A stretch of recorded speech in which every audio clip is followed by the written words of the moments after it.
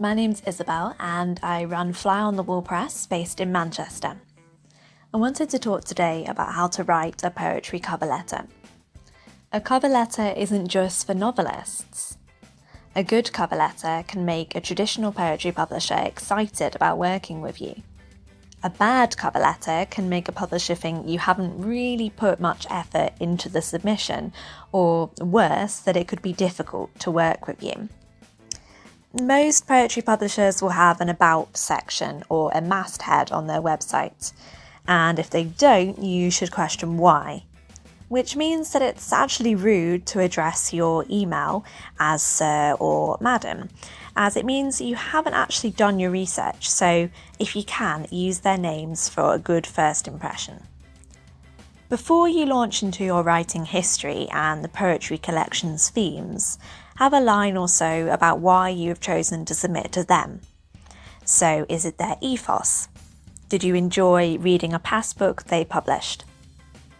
Poetry presses are often a maximum of 10 employees, so make it personal, as your working relationship with them, if chosen, is bound to be. Next, I would talk a little about literary journals which you have been published in.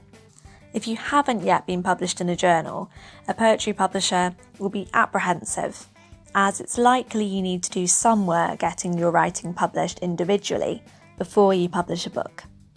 Engage in the literary community first.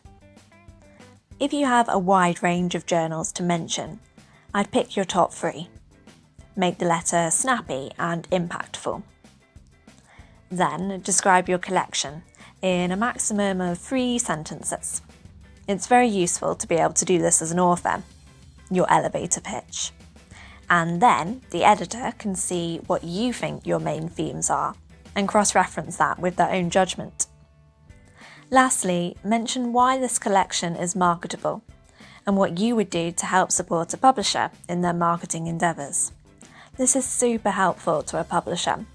It's just part of the modern author's role now to attend literary events, seek interviews and exposure in collaboration with their publisher. They might not have asked for this, but it will really help you stand out. So that is how to write a poetry cover letter from the editor of Fly on the Wall Press. Hope it's been really useful. If you have any top tips for writing a poetry cover letter for a traditional publishing company, then please do write them in the comments. That would be really easy for people to access and useful.